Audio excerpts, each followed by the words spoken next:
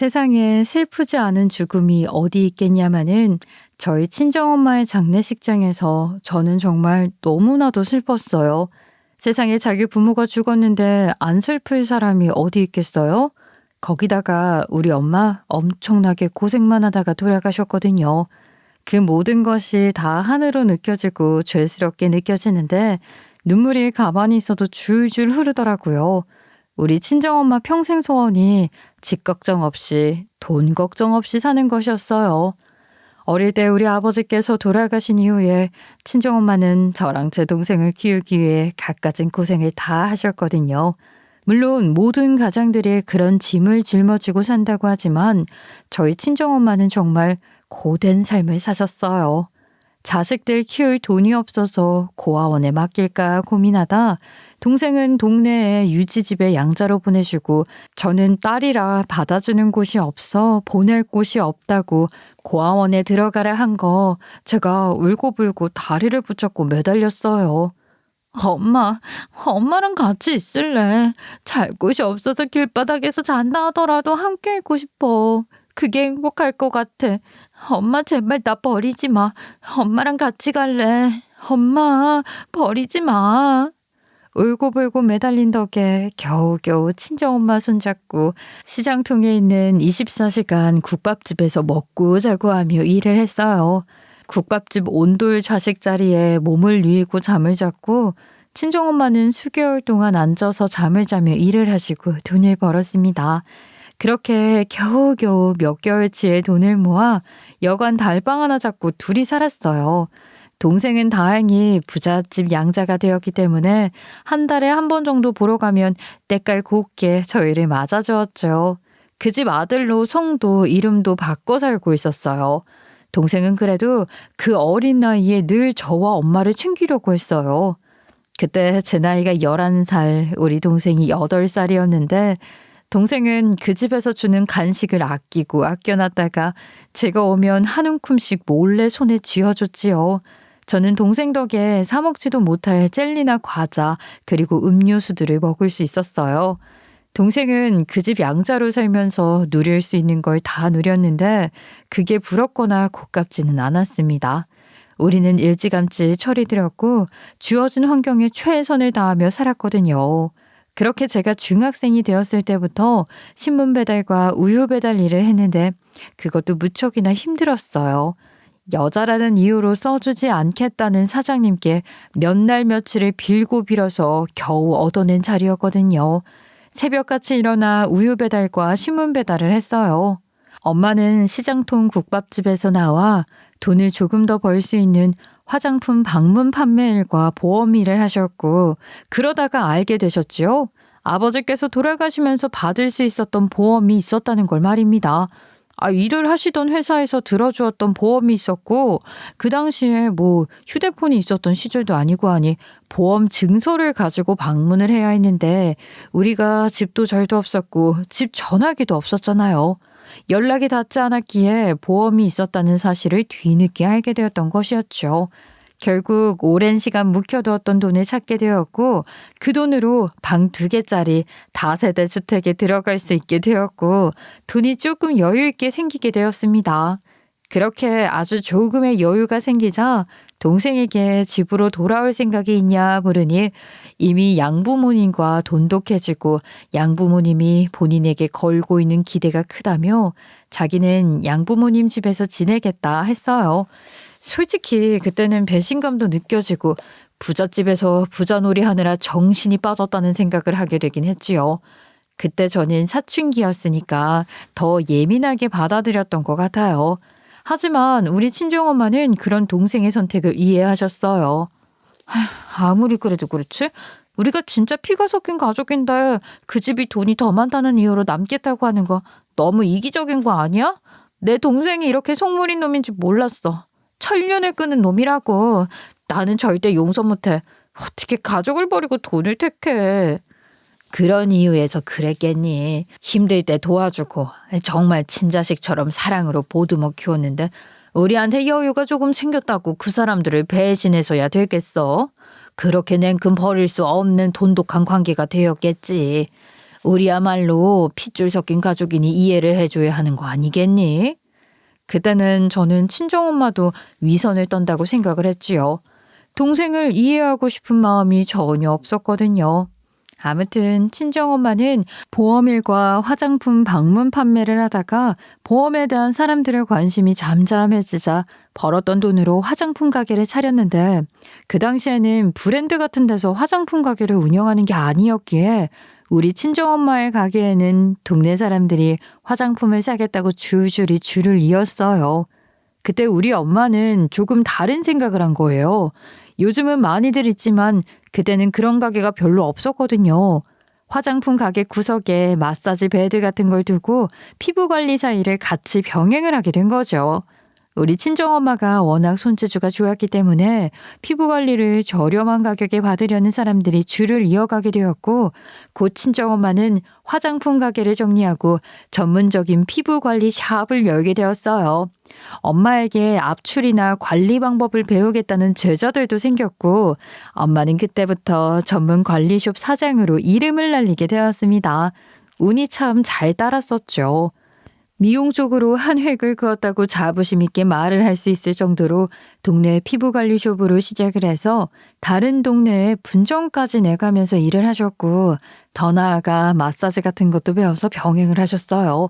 그럴수록 점점 가게는 신식 인테리어로 바뀌고 평수가 넓어졌어요. 일반적인 에스테틱이라고 부르는 피부관리숍 가면 피부 관리해주면서 어깨 뭉친 것도 풀어주고 상체 관리 같은 것도 간단하게 해주잖아요. 그 단계들을 우리 친정엄마가 처음으로 시작한 것이나 다름없었죠. 그렇게 우리 친정엄마는 돈을 긁어 모으기 시작했고 분점 관리도 소홀하게 하지 않았습니다.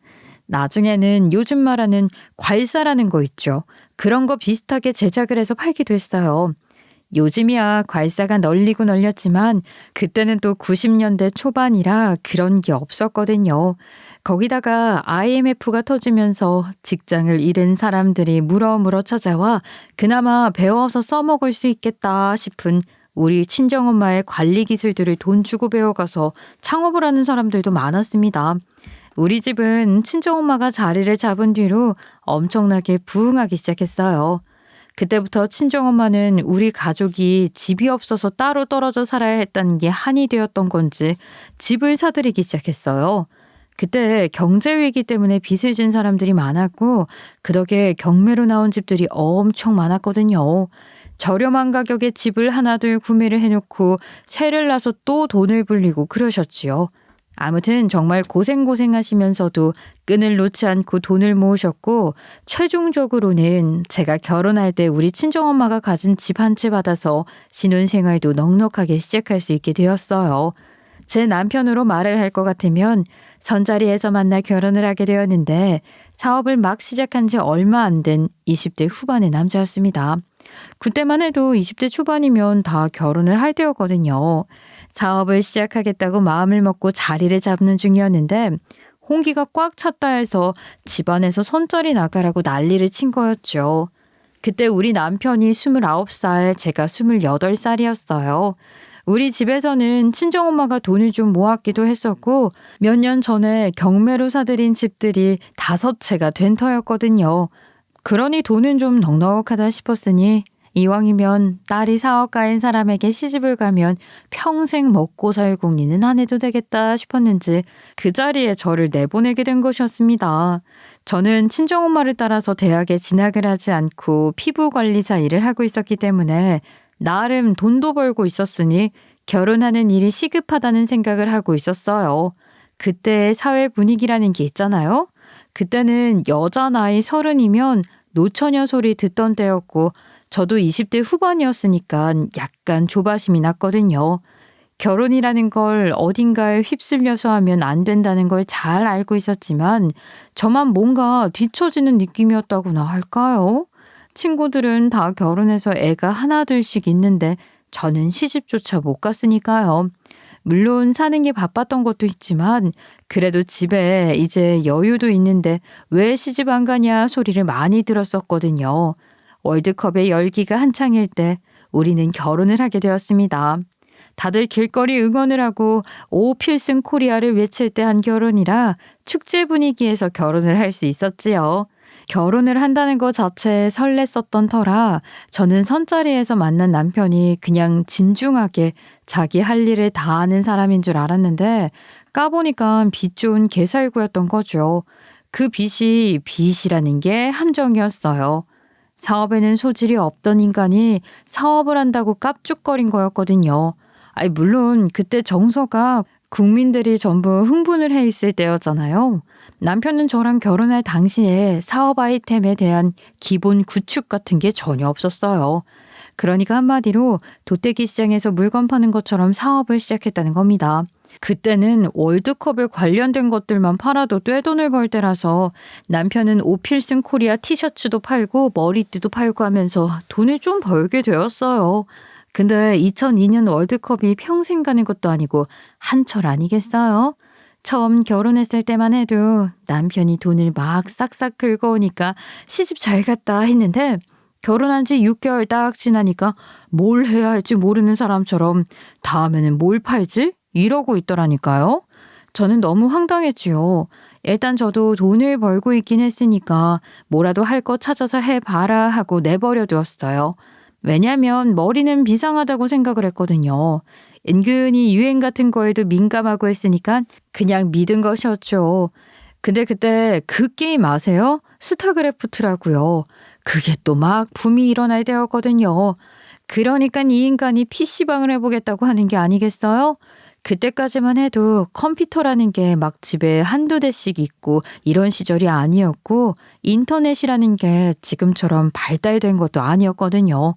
게임도 막 CD라고 하죠. 그런 걸 집어넣어서 하고 그랬단 말이에요. 물론 뭐 발전하고 있는 시대이긴 했으니까 점차 디지털화 되고 있긴 했지만 2003년도라 하면 휴대폰도 지금처럼 인터넷이 빵빵 되는 그런 게 아니라 막 폴더폰, 플립폰 해서 애니콜 이런 게 유행하던 시기였거든요. 그러니 당연히 저는 말렸죠. PC방? 그건 뭐 불량 학생들이 학교 안 가고 가서 게임이나 주야장창하는 이상한 사업장 같은 데 아니야? 괜히 그런 일 했다가 돈만 날리지 말고 컴퓨터 값이 뭐 한두 푼 하는 것도 아니라며. 이게 은근 노다지 사업이라니까. 지금은 아직 많이 있지 않지만 곧 동네에 두세 개씩은 기본으로 생길 거래. 지금 딱 투자를 해서 시작을 해야 뽕을 뽑는 거라고. 누가 PC방에 가서 게임을 하고 그러겠어. 집에서 게임보이 같은 걸로 게임하면 되는데.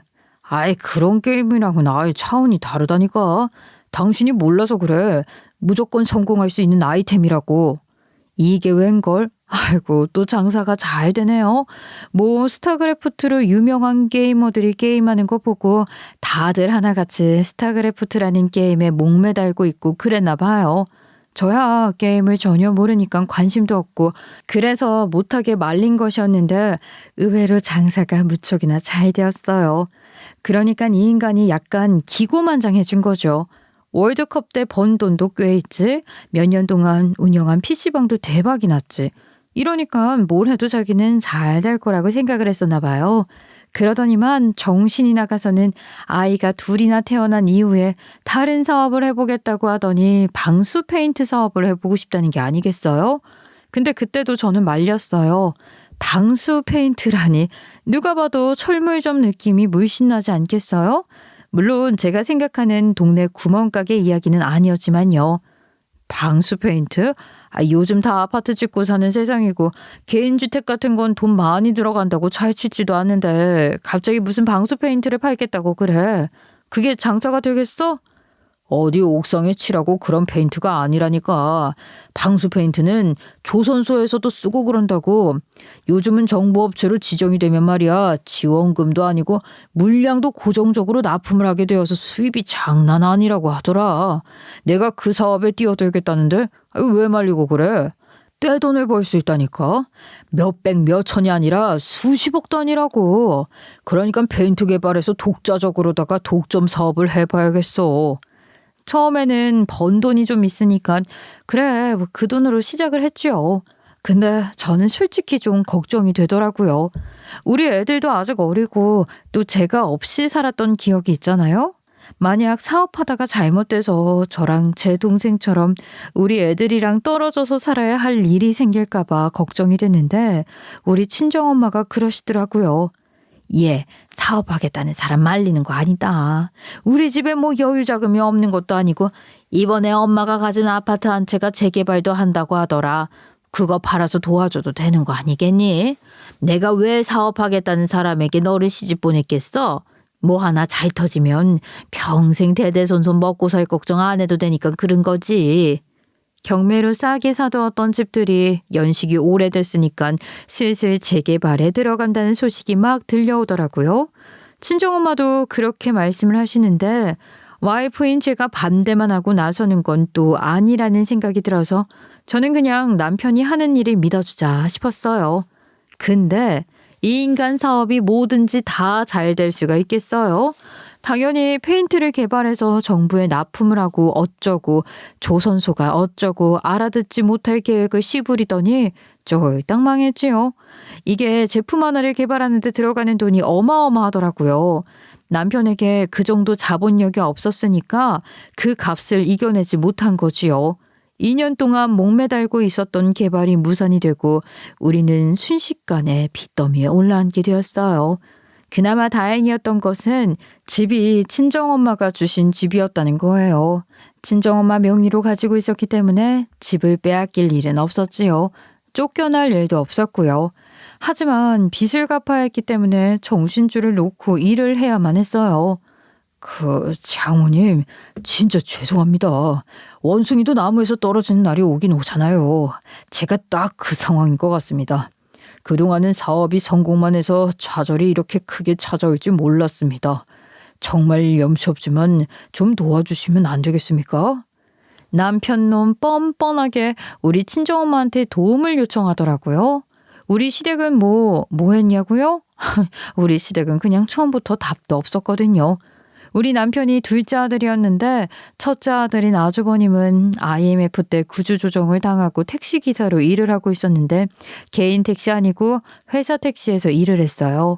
시부모님은 돈 없다고 임대 아파트에서 지내고 계셨었고요. 그러니 시댁에서도 도와줄 돈 없다고 하니까 비빌구석이 친정밖에 없는 거예요. 아니, PC방 잘 될 때 그거나 잘하지. 몇 년 동안 잘 운영해 놓고서는 남자가 PC방 사장님으로 어떻게 평생 사냐고 사업차 하나 가지고 있어야지 하면서 페인트 사업한다고 날뛰다가 집안 말아먹은 게 뭐 자랑이라고 친정에 가서 돈을 빌리냐 이 말이에요. 세월이 흘러 우리 애들도 벌써 초등학생인데 아휴 한숨만 절로 나왔죠. 아무튼 친정엄마가 조금 도움을 주셔서 큰 빚은 갚게 되었지요. 그때 우리 친정엄마가 아파트 한 채를 가지고 담보대출을 받아주셨었거든요. 갚겠습니다 하고 빌린 돈이었는데 이 인간이 당장 돈도 없고 모 사업도 망했고 하니까 할 수 있는 게 없잖아요. 그러니 갚을 능력 또한 없었죠. 그렇게 돈도 안 벌고 집에서 탱자탱자 할 거야? 차라리 아주버님 따라서 택시 운전이라도 좀 해보든가. 그때는 그게 정말 만만해 보였거든요. 근데 이 인간이 정신을 못 차렸더라고요. 형 따라서 택시 운전을 하라고? 에이, 내가 자존심에 허락 못하지. 내가 사장님 소리 듣다가 택시기사 일을 어떻게 할 수 있겠어. 자존심 상하게. 아유, 아직도 그런 허세에 찌들어 살면 어떡해. 지금이야 내가 피부관리숍 하면서 돈을 벌고 있다고 쳐도 이거야말로 언제까지 할 수 있는 걸지도 모르는 건데 그럼 어디 번듯한 회사에 취직이라도 좀 해봐. 같이 산 지도 벌써 10년이 되는데 언제까지 기다리기만 하겠어. 잔소리. 누구는 뭐 회사 취직 안 하고 싶겠어? 자리가 없으니까 그렇지. 구조조정한다고 인원 감축하는 마당에 신입을 어디서 뽑아. 저는 남편이 그동안 뭐 사업하는 게 잘 된 것들도 있었고 쉼없이 달려오긴 했으니까 좀 믿어줘도 되겠다 싶은 마음도 있었어요. 조금 쉬면서 리프레시하면 또 좋은 아이디어가 생길 수 있잖아요. 저는 피부관리숍 일을 친정엄마랑 같이 하면서 생활비를 벌었어요. 그리고 자식들 키우는데 힘을 썼습니다. 근데 이 인간이 놀다 보니까 또 백수체질이 된 건지 뭔지 일을 할 생각을 안 하더라고요. 그렇게 또 2년이라는 시간을 백수로 보내다가 이제는 안 되겠다 싶어서 이젠 진짜 어디 중국집 배달 일이라도 해서 돈을 벌어오라고 난리를 쳤어요. 나가서 돈을 좀 벌어와. 어디 배달 일이라도 하라고. 언제까지 집에서 밥이나 먹는 식충이로 지낼 거야? 뭐? 식충이? 말 다 했어? 어떻게 남편한테 그런 말을 할 수가 있어? 더한 말도 할 수 있거든. 애들이 중학교 들어가면 대학 갈 준비도 해야 하는데 언제까지 백수로 지낼 거냐고. 당장 공부하는 것도 아닌데 왜 이렇게 닥달하고 그래. 에이라이씨. 그렇게 또 3개월이라는 시간이 지나가고 남편이 술에 진탕 취해서 집에 들어온 거예요. 어찌나 화가 나던지. 제가 웬수야 무슨 술을 이렇게 마셨냐 했더니만 저를 얼싸 끌어안더라고요. 아유 징그럽게 왜 이래. 술 냄새 나. 술도 정도껏 마셔야지. 아유 내일 아침부터 콩나물국 찾겠네. 어휴 웬수야. 그래 실컷 욕해라. 나 지금 기분 너무 좋다. 내가 글쎄 너무나도 좋은 투자처를 만나게 되어서 페인트 사업을 다시 시작할 수 있게 된 거 아니겠냐.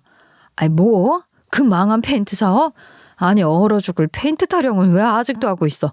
투자처는 믿을 만한 사람인 거야? 완벽히 보증이 된 사람이지. 아유 엄청난 사람이 투자를 해주기로 했다니까. 이제 피부관리숍이고 나발이고 다 안 해도 돼. 나 이제 수십억씩 가지고 올 거라고. 집에서 내조만 하고 애들 뒷바라지 하는 잠 살게 해줄게. 나만 믿어. 그러더니만 정말로 이 인간이 정신을 차린 사람처럼 백수 생활 싹 청산하고 진짜 페인트 제조사 다니면서 물건 납품받으러 다니는 게 아니겠어요? 저는 일단은 가만 내버려 두었지요. 정신을 차린 것만으로도 감사할 일이라고 생각했거든요. 근데 날이 가면 갈수록 얼굴이 너무 좋아지는 거예요. 당신 요즘 너무 무리하는 거 아니야? 투자 잘 받아서 좋은 거라 치지만 그래도 걱정이 좀 되는데? 아무 걱정하지 마. 지금 내 인생이 황금기인 것처럼 일이 술술 풀리는 중이니까 투자를 어마어마하게 받으니까 돈 걱정 안 하고 내가 하고 싶은 사업을 다 할 수 있지 않겠어? 어떻게 걱정을 안 해? 투자라는 게 결국에는 나중에 가면 다 뱉어야 하는 돈 아니야? 나중에 뱉어내도 무리 없을 정도로 벌게 될 거니까 걱정 안 해도 된다는 소리야. 이제 인생 다 폈다. 뭐 저는 그 분야에 대해서 잘 모르니까 일단 알겠다 하고 믿어줬거든요. 근데 사업이 진짜 번창하는 거예요. 막 정부에다가 납품도 하고 조선소에도 방수 페인트가 들어갔고 어느 날부터 이 인간이 차를 바꿔야겠다 하더니 국산차 중에서도 대형 세단 엄청 비싼 걸 똑하니 사오지를 않나? 우리도 이제 낡은 집 버리고 이사 가자고 하질 않나? 그렇게 또 몇 년이라는 세월 동안 남편의 사업은 승승장구를 했고 뭐 일주일에 한두 번은 만취한 상태로 들어와서 진상짓을 했지만 월급 따박따박 벌어오니 잘 됐다 싶었어요. 우리 가족에게 아무런 문제도 없겠구나. 살다 보니까 팔자가 피는구나 그랬는데 청천벽력 같은 소식이 들려온 거지요. 제 나이가 40대 중반이 되었을 때 전 세계적으로 역병이 딱 터지게 된 거예요. 이게 감기도 아닌 것이 폐질환을 일으키고 다들 알죠? 마스크 대란이 일어났던 몇 년 전 그 역병 말이에요. 밖에 사람 하나 지나다니지 않을 정도로 엄청났었잖아요. 근데 우리 친정엄마가 그때 그 병에 딱 걸리신 거예요. 나이가 있으신 데다가 원래 호흡기 쪽이 좋지는 않으셨거든요. 우리 친정엄마도 혼자의 몸으로 성공하겠다고 쉼없이 달려오시면서 담배를 많이 태우셨거든요. 그러니 당연히 폐가 좋지 않은데 그 병까지 겹친 데다가 나이도 있으시니 심각한 수준이었지요. 시름시름 앓다가 결국에는 눈을 뜨지 못하게 되셨어요. 그때 장례식도 못하게 했던 거 아세요? 혹시 모를 전염에 대비해서 바로 화장을 하라고 하더라고요. 저는 우리 친정엄마 장례식도 제대로 못 해드리고 염도 제대로 못하고 바로 화장을 하게 되었어요. 정말 얼마나 비통스러웠는지 몰라요. 장례 절차까지 제대로 밟지 못했으니 자식 입장에서는 얼마나 속상했겠냐고요. 일가 친척 아무도 못 오게 하는데 진짜 검열도 엄청나게 힘들게 하더라니까요. 5인 이상 집합금지였잖아요. 그러니 저랑 우리 자식들 그리고 남편 넷이서 조촐하게 장례를 치러야만 했고 그 외에는 아무도 오지 못했어요. 장례가 다 끝난 다음에 너무 억울하고 슬퍼서 집에서 내내 울고 있었는데 집에 누가 찾아온 거예요. 보니깐 시어머니였어요. 아유, 좀 괜찮니? 장례식에 조문을 못 가서 집으로 조문 왔다. 원래 3일장 치러야 하는데 그 역병 때문에 1회장밖에 못했다며. 내가 마음이 아파서 원. 아무튼 영정사진 어딨냐? 어디 절이라도 한번 올리자. 집에 영정사진을 가지고 왔었기 때문에 거실에 펼쳐두고 간단하게 과일 몇 개 올려서 차례상 비슷하게 차려놓고 온 가족이 절을 했습니다. 그러니 조금 있다가 아주버님네도 오신 거예요. 이게 집합금지라긴 하지만 가족들이 집에서 모이는 것까지는 어떻게 못하잖아요. 저는 솔직히 좀 고마웠어요. 집으로 찾아와서 우리 친정엄마 가는 길을 위로해 주신다고 하니까 이게 바로 가족의 정이구나 싶었지요. 그동안 교류가 많았던 건 아니지만 말이에요. 시조카들까지 싹 다 왔더라고요. 온 가족이 줄지어서 절 끝내고 와주셔서 감사합니다. 덕분에 큰 위로가 됐네요. 하고 말을 하자마자 시어머니가 저한테 웬 봉투를 하나 주는 게 아니겠어요? 어머님, 아유 이런 걸 다 준비해 주시고 괜찮아요. 조의금은 안 주셔도 돼요. 마음만 받을게요. 아 여기까지 와서 저희도 올려주셨는데 제가 이걸 어떻게 받아요? 에? 아유 아니다. 그거 돈 아니야. 일단 좀 열어보고 이야기를 하는 게 좋겠구나. 돈이 아니라고 하니까 순간 뭐지 싶더라고요. 열어보고 이야기를 하자 하시니 열어보았어요. 그랬더니 삐뚤빼뚤 시어머니 글씨로 편지 같은 게 써져 있길래 뭔가 하고 봤더니만 아우 진짜 기도 안 막혀서 제가 읽고 아무 소리도 안 하니까 시어머니가 민망하다는 듯이 헛기침을 하더라고요. 아유 다 봤냐? 거기 내가 어떻게 나눌지 다 적어놓은 거 보이지? 언제까지 우리 첫째 아들이 택시 회사에서 월급 조그만하게 받아가며 일을 해야겠니? 그 아파트 그 5채 있는 거 정리 좀 하자. 우리 큰아들 개인 택시 하나 해주고 큰아들 내가 지금 살고 있는 집이 전세니까 집 한 채 해주고 말이다. 우리도 지금 임대 아파트 살고 있으니까 아파트 하나 가져가고 노후자금으로 아파트 하나 정리해서 돈 주고 그러니까 2채 정도는 팔고 3채는 우리가 각자 들어가서 살면 되겠다 싶어. 적어도 우리 노후자금으로 5억은 줘야 하는 거 알지? 늙음하게 돈이 있어야 병원도 다니고 하지. 어머님이 저희 친정집에 해준 게 뭐가 있다고 아파트를 달라고 하셔요? 그리고 5채 중에 1채는 이이가 사업한다고 담보대출 받아서 빚도 있는데 그거 다 어머님 말씀대로 나누고 하면 그 빚은 누가 갚아요? 그리고 세금 문제는 생각도 안 하셔요? 이이가 벌어오는 돈이 넉넉하다 해도 아파트 5채 상속되려면 상속세가 얼만데요? 아니 그거야 너 알아서 하고 일단 우리한테는 아파트 1채랑 5억 주고 큰애네한테 아파트 1채랑 개인 택시 낼 돈 주라고. 아니 너 사돈 어른이 하던 피부관리숍도 다 물려받은 거지. 우리 큰며느리가 지금 집에서 놀고 있잖니. 그거 매장 하나 줘라. 사장 노릇하면서 돈 좀 벌게. 애가 뭐 피부관리 할 줄 모르니까 사장 자리에 앉으면 딱이지 않겠니?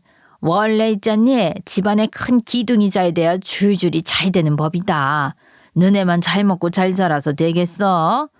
아니 저한테 뭐 돈 맡겨두신 것도 아니면서 너무 감나라 배나라 하시는 거 아닌가요? 적어도 저희 친정집에 잘하셨으면 몰라도 아니 여태 서로 교류도 없이 살아놓고서는 우리 친정엄마 돌아가셨다고 재산 내놔라 하는 건 아니지요. 저 혼자서만 쓸 수 있는 돈도 아니고요. 아니 자식이 하나밖에 없는데 네가 다 쓰지 누가 쓰냐. 그리고 우리가 이미 그 돈을 어떻게 나눌지 다 생각해 놨는데 며느리 주제에 무슨 토를 다뤄. 이제 네 가족이라 할 사람은 우리밖에 없는데 당연히 우리를 먼저 챙겨야 하는 거 아니겠니? 너 이제 고아잖니. 친척 하나 없는 고아. 고아인 너 받아주었다 생각하고 우리한테 은혜 갚으면서 살아라. 저 고아 아니고 동생이 있거든요. 이 재산 저 혼자 쓸 수 있는 거 아니고요. 저희 동생이랑 같이 나눠야 해요. 그리고 그이가 벌어오는 돈은 왜 안 건드리고 저희 엄마 재산을 탐내고 그러세요? 아니 그렇게 돈 필요하시면 그이한테 말씀하세요. 돈 잘 버는 아들도 다 어디다 써요. 아니 뭐 네가 동생이 어딨어. 결혼 후에 한 번도 들어본 적 없는 동생 이야기인데 갑자기 없던 동생이 어디서 튀어나오냐? 어? 지금 누구한테 구라를 치려고 인연이.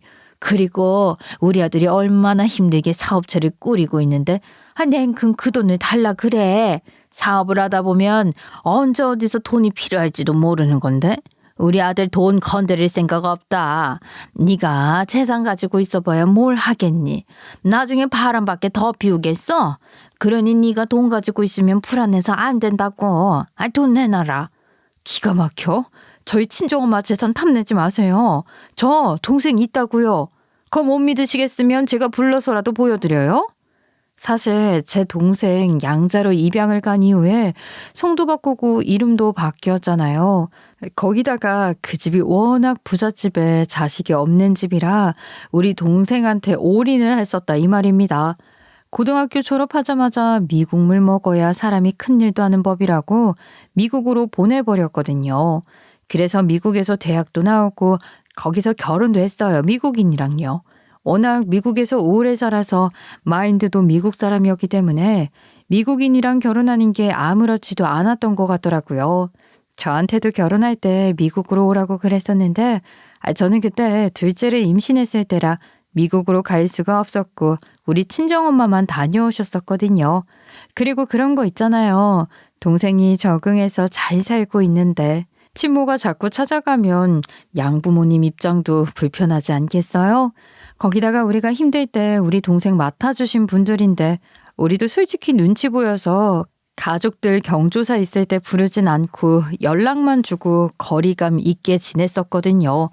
우리 집 사정이 좋아진 이후에 동생한테 같이 살자 했을 때 동생이 거절을 했었잖아요. 그러니까 서로 부담 주고 싶지 않은 마음에 그렇게 지냈었던 거지요. 그래서 굳이 우리 시댁에도 제가 동생이 있다는 사실을 말을 안 했어요. 왜냐면 우리 시댁이 돈 없고 가난했잖아요. 그러니까 제 동생이 부잣집 양자라는 걸 알면 좀 도와달라고 부탁해봐라. 뻔뻔하게 말하고도 남을 사람들이었거든요. 게다가 성도 달라, 이미 살아온 환경도 달라. 얜 미국인이랑 결혼까지 했는데 서로 부담 갖기 싫었던 거지요. 그렇잖아요. 그냥 연락만 하고 지내면 됐지요. 거기다가 지금은 엮여있는 사업 때문에 잠시 한국에 들어와서 살고 있다고는 하지만 친정엄마나 자주 만났지 저는 사춘기 시절에 동생이 같이 살기를 거절한 이후부터 얼굴도 안 보고 지냈었거든요. 동생이라고 핏줄이 섞여 있다고는 하지만 어색한 사이랄까요? 저도 안 만나는데 시댁 식구들에게 제 동생을 소개해줄 이유가 있겠어요? 그리고 그놈이 미국물 먹어서 그런지 개인주의 성향이 너무 강해졌고 가족이라고는 하지만 막 한국인의 정서처럼 제가 없이 산다고 도와줘야지 이런 마인드를 가지고 살지 않더라고요. 그리고 저도 동생한테 돈 좀 빌려줄 수 있어? 이런 이야기 하기 싫었고요. 피부관리숍 하면서 나름 벌만큼 벌었으니까 그럴 필요도 없었고 말이죠. 어쨌든 제가 동생이 있다는 사실을 시댁에서 모르고 있었으니까 제가 재산을 나누기 싫어 거짓말을 치는 줄 알았던 거지요. 인연이 아주 우리를 기만하려고 드는구나. 없는 동생 타령해가면서 재산 가끔 쳐주려고? 인연아, 네가 그런다고 우리를 이길 수 있을 것 같아? 저 동생 있다니까요. 어릴 때 집에 돈이 없어서 남의 집 양자로 보내서 같이 산 시간보다 떨어져 산 시간이 몇 배로 길지만 그래도 동생 있어요. 우리 엄마 아들이니까 재산 나눠 가질 권리도 충분하고요. 이 재산은 어머님이나 아주버님이랑 이야기할 게 아니라 제 동생이랑 먼저 이야기를 해야 한다고요. 아니, 그렇게 떨어져 살고 양자로 다른 집 갔으면 다른 집 인간이지. 왜 이 재산을 나눠 가진다고 그래? 어? 우리랑 더 오래 붙어 먹고 살았으면 우리가 먼저 아니냐? 솔직히 동생 이야기 하나도 없다가 갑자기 동생 이야기 하는 것도 못 믿겠고 말이야. 여기 데리고 와봐라. 그래요? 당장 부를게요. 안 그래도 엄마 돌아가셨다는 이야기 듣고 장례식장에 오려고 했었는데 일일장인데다가 조문 금지가 걸려서 못 왔었는데 잘 됐네요. 지금 여기로 부를게요. 그리고서는 동생에게 전화를 걸었더니 당장 오겠다고 하더라고요. 친정엄마 돌아가시는 길을 지키지 못했다는 죄책감에 시달리고 있었다면서 애가 울먹거리더라고요. 그래도 낳아준 엄마인데 자기가 너무 한스러웠다면서 당장 집으로 와서 절이라도 올리고 싶다고 하길래 솔직히 좀 뜨끔하긴 했지만 오라고 했죠. 순수하게 추모하라고 오는 게 아니라 어찌됐든 시댁 식구들에게 동생의 존재를 알리기 위해서 부른 거니까 저도 좀 마음이 불편했어요. 한 1시간쯤 뒤에 현관벨이 울렸고 동생이 등장을 하자마자 얼굴을 본 우리 남편이 기겁을 하더라고요. 기겁할 만하지요. 그동안 저도 그 누구에게도 말하지 않은 비밀이 있었거든요. 아니, 윤 사장님께서 여기를 어쩐 일로 다 찾아오셨어요? 잠시만, 그러면 우리 와이프가 말한 동생이 혹시 윤 사장님이세요? 저희 누나가 저랑 영 교류가 없이 지내기도 했고 저희 둘 사이에 오해 골이 깊어서 누나도 알게 된 지는 얼마 되지 않았습니다. 저희 어머니와는 연락을 자주 해서 누나네 사정을 잘 알고 있었지만 누나한테 선뜻 도움의 손길을 내밀기가 그래서 뒤에서 몰래 도와드렸던 겁니다. 저도 친정엄마 돌아가시기 몇 개월 전에서야 안 사실이긴 했어요.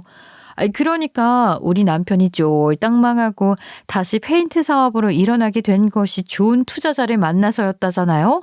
이게 우연히 벌어진 일이 아니었습니다. 다 연관관계가 있었던 것이었죠. 그 투자자가 제 동생이었거든요. 저랑은 연락을 안 하고 지냈었지만 우리 친정엄마는 계속 동생이랑 꾸준히 연락을 하고 지냈었거든요. 친정엄마가 저희 집안 사정을 알고 속이 상해서 동생에게 속마음을 털어놓으셨던 거예요. 너네 누나 때문에 내가 좀 신경이 쓰인다.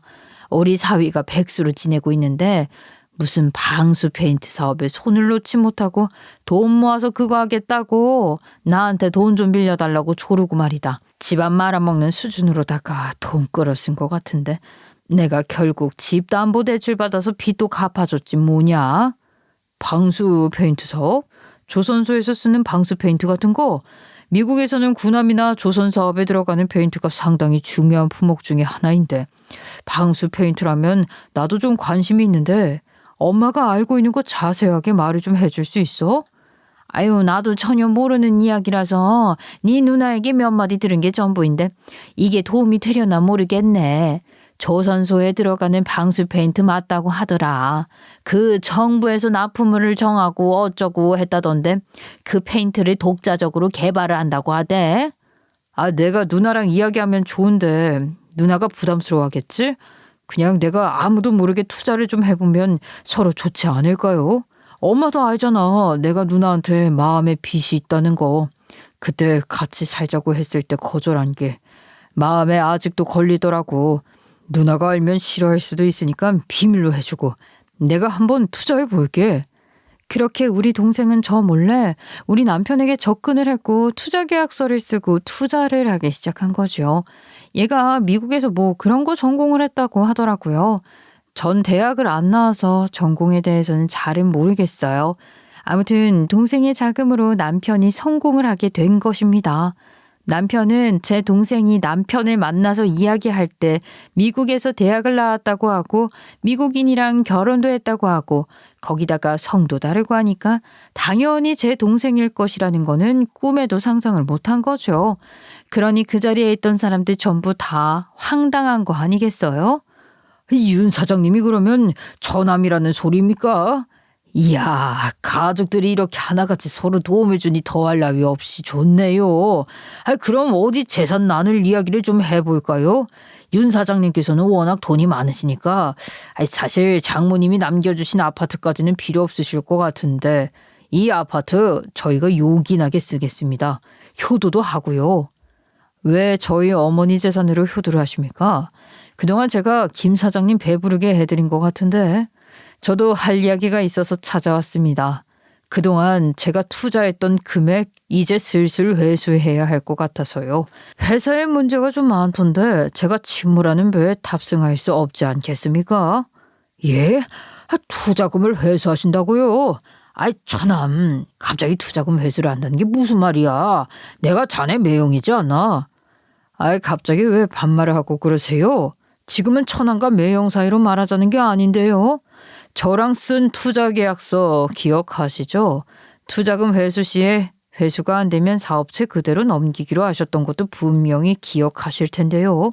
만약 투자금 회수가 안 된다면 그 회사 제가 가져가겠습니다.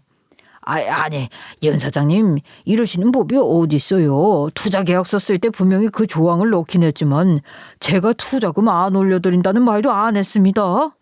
네, 제가 초기 투자를 5억 했던 거 아시죠? 제가 그동안 사업에서 발생한 이익금을 나눠받아야 했는데 그동안 저에게 매출이 많이 나와도 초기에 투자한 비용이 많아서 순이익은 발생하지 않았다고 장부도 보여주셨던 거 알고 있습니다. 그런데 저도 바보는 아니거든요. 방산업체나 조선업체에 들어가는 방수 페인트가 얼마나 가격을 잘 쳐서 받는지 알고 있는데도 속아드렸던 겁니다. 오늘 같은 일이 발생할 경우를 대비해서 말이죠. 제가 사장님 회사에 사람을 하나 심어뒀거든요. 이중장부가 있더라고요. 이거야말로 배임이고 횡령 아니겠습니까? 아니, 사람을 지금 심어뒀다고? 그게 뭘 떳떳한 일을 했다고 지금 그렇게 당당하게 이야기를 하시는 겁니까?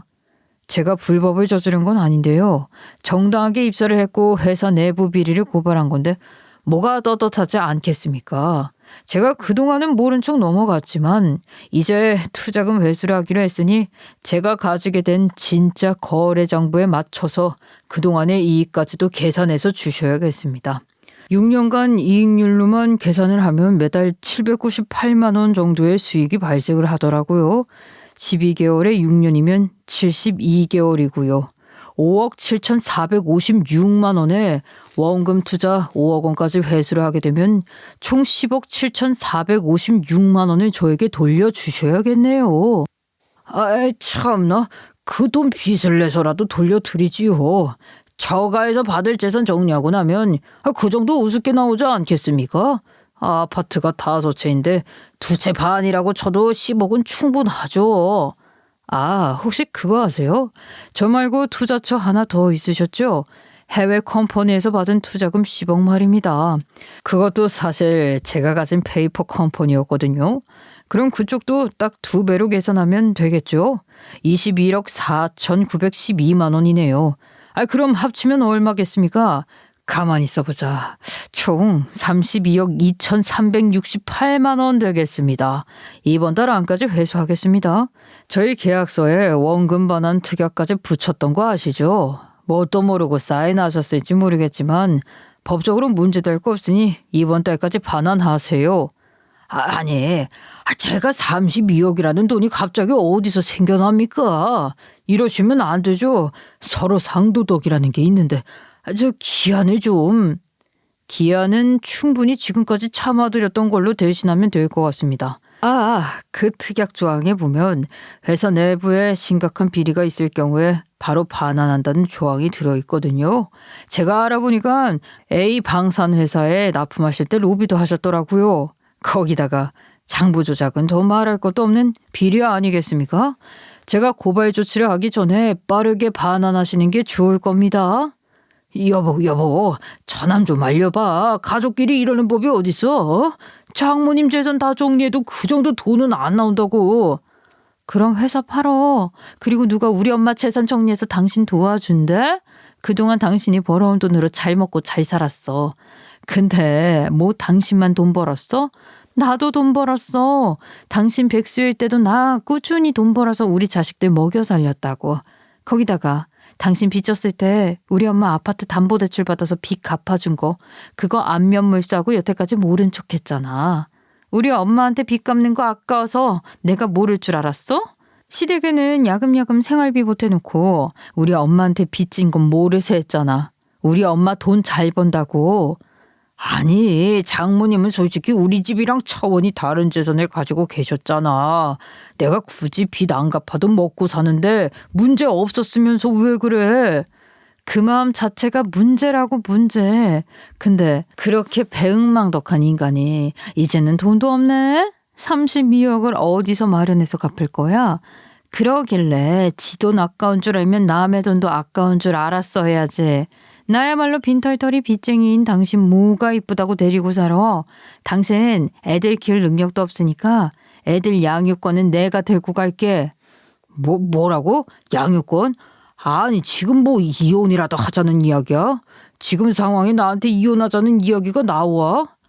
예, 며느라. 아유, 갑자기 이게 무슨 뚱딴지 같은 소리니. 부부의 연을 맺었으면 평생 무슨 일이 있어도 함께 헤쳐나가는 거지. 아유, 갑자기 무슨 이혼을 이야기하고 그러냐. 저라고 인간이랑 20년 좀 안 되게 살면서 안 답답하고 안 힘들었겠어요? 그동안 참고 산 게 얼만데 부부의 연을 맺어서 남들도 이 정도 마음고생은 하겠지 하고 산 거예요. 근데 이제는 그럴 필요 없잖아요. 혼자 애들 키우면서 사는 게 훨씬 넉넉하게 살 수 있겠구먼. 저 또한 침몰하는 배에는 안 올라타렵니다. 누구 물귀신으로 만들라고? 아, 이혼해. 시댁 식구들 전부 다 황당하였지요. 우리 친정엄마 재산 탐내다가 갑자기 32억을 뱉어내게 생겼지. 이혼당하게 생겼지. 이거 완전 쫄딱 망한 거 아니겠냐고요. 머리가 다 돌아갔는지 갑자기 남편 놈이 무릎을 꿇더라고요. 여보, 내가 잘못했어. 내가 돈 욕심에 정작 챙겨야 할 것들은 못 챙긴 것 같아. 아니, 내가 미안해. 근데 우리 그동안 서로 큰 싸움 없이 잘 살았잖아. 앞으로 내가 최선을 다해서 당신과 우리 아이들 보필하면서 살게. 마음 고쳐먹고 새삼 산다 생각하고. 아니, 나 사업체 정리해서 저놈한테 줄 돈 다 주고 형 따라 택시기사라도 하면서 가족을 위해 살게. 너무 늦은 거 아니야? 당신이 그깟 무릎 좀 꿇었다고 그 모든 배응망덕함이 청산이 될 것 같아. 애초에 우리 엄마 재산을 가지고 지들끼리 나눠 먹을 생각한 것부터가 문제야. 어디 감히 해준 거 하나 없으면서 받아 처먹으려고만 생각을 해? 아유, 넌더리가 나. 그러니까 나는 이혼할 거고 당신이 뭐라고 하든지 간에 더 이상 기회는 없어. 그 무릎 한 번에 큰 기회를 얻을 수 있을 거라 생각했다면 아주 크나큰 착각을 한 거야. 알겠어? 그리고 다들 이 집에서 나가주세요. 이것도 우리 엄마 집이거든요. 그러니 시어머니까지 저한테 매달려서 잘못했다고 비는데 아니 지들이 저한테 용서를 구하면 그 돈을 제가 다 갚아줄 거라 생각하는 건지 뭔지 지들 사과가 뭐 얼마나 대단하다고 저한테 그런 걸 바라는 건지도 모르겠더라고요. 저는 머리 아프니까 다들 나가라고 축객령을 내렸고 제 심기를 거스르면 안 된다는 생각이 들었는지 남편놈이 시댁 식구들 다 내쫓더라고요. 제가 방에 들어가서 큰 비닐봉다리 하나를 남편의 발 앞에 던져줬답니다. 너는 뭔데 여기 망부석처럼 서 있어? 그 비닐에다가 네 짐 싸서 나가. 아, 너도 같이 나가라는 소리였는데? 아, 여보, 내가 갈 곳이 어딨어. 이 나이 먹고 본가에 가서 쫓겨났다고 하기도 뭐하고. 우리 대화 좀 하자. 당신이랑 할 이야기 없다니까? 나는 내가 하고 싶은 말 이미 다 했는데? 이혼하자고, 이혼. 그거 말고는 할 말 없다고. 시댁에 가는 게 왜? 앞으로 거기서 평생 살아야 할 텐데. 아니면 형님네를 가서 쭈구리처럼 있던지. 쪽팔리는 거 찾을 정신이 있나 봐? 아유, 아니야. 내가 생각을 잘못했다. 일단 우리 집에 가 있을게. 그러니까 당신도 생각 좀 다시 해봐. 애들도 있는데 우리가 이혼을 하면 애들이 받을 상처가. 아무튼 당신이 마음 가라앉을 때까지 기다릴게. 꼭 긍정적으로 생각해줘. 제가 강경하게 나오니까 일단은 한보 후퇴를 하더라고요. 저는 남편 놈이 나가자마자 비번부터 바꿔버리고 동생에게 어쩔 거냐고 물어보니까 다 생각이 있다 했어요. 그 말이 어찌나 든든하게 느껴지던지 핏줄은 역시 다르다 싶었죠. 전 바로 다음 날 이혼 변호사 찾아가서 이혼 소송 걸겠다고 했고 시댁에서 지내며 언제 제 눈치 보고 쓱 들어올까 하던 남편놈 이혼 소장 받고 길길이 날뛰더라고요. 그때 딱 제 동생이 소송을 걸었고 투자금 회수가 안 되면 계약서 조항대로 회사를 내놓으라고 했습니다. 남편놈 이혼 소송에 회사 투자금 반환 소송이 아주 대가리 빠개졌을 거예요. 그렇게 6개월이라는 시간이 지나고 이혼 조정이 마무리되고 제가 양육권 챙기고 재산 분할을 하게 되었는데 어차피 모든 게 엄마 재산이었고 상속 재산이라고 분할 대상에 안 들어간다네요. 뺏긴 거 하나 없이 승소했습니다. 그리고 우리 동생도 32억 투자금 회수가 안 되어서 결국 계약서 특약대로 회사를 꿀꺽하게 되었어요. 그런데 이놈이 결국 미국으로 돌아갈 놈인데 사업체를 어떻게 하겠어요. 근데 다 생각이 있었더라고요. 라이벌 회사에 냉큼 팔아버렸더라고요. 그러니 대단한 놈이 아닐 수 없죠. 미국에서 공부를 좀 했다고 하더니만 머리 잘 굴러가더라고요. 이래서 교육 환경이 중요한 건가 봐요. 투자금보다 더 큰 이익 남겨놓고 회사 팔아서 저한테 그때 집에 안 돌아가겠다고 한 거 미안하다고 사과를 하더라고요. 그땐 그랬대요. 아무리 우리 집 형편이 나아졌어도 자기 입 하나 늘어나면 어떻게 될지 모르는 일이기도 했고, 그리고 양부모님이 너무 사랑으로 키워주셔서 배신하고 다시 돌아가겠다는 말을 못하겠더라 하더라고요. 자기도 다 사정이 있었다고, 상처받았으면 미안했다고 하는데 그동안 그런 일로 연락도 안 한 제가 참 속 좁은 사람처럼 느껴지더라고요. 그러면서 저한테 10억이라는 돈을 주면서 애들 키우는 데 쓰라고, 친정엄마 재산은 저보고 세금 내고 알아서 정리하라고 하대요. 참 대인배가 됐더라고요. 이게 다 삶의 여유가 나와서 그런 거겠지요? 저도 덕분에 아파트 있던 거 정리하고 애들이랑 같이 전 남편 놈이랑 접점이 없는 동네 와서 조용히 살고 있는 중이랍니다. 참 가족들이 뿔뿔이 흩어져 살아야 할 정도로 가난했던 시절도 있었지만 자기 자리에서 한 우물만 파면 이렇게 성공할 수 있는 건가 봐요. 다들 지금 생활이 힘들고 척박해도 용기 내면서 살았으면 좋겠습니다. 쥐구멍에도 볕들 날이 오는 법이니까요. 제 이야기 끝까지 들어주신 여러분께 남은 2024년 행복한 일, 운수 대통한 일만 가득하시길 바라겠습니다. 감사합니다.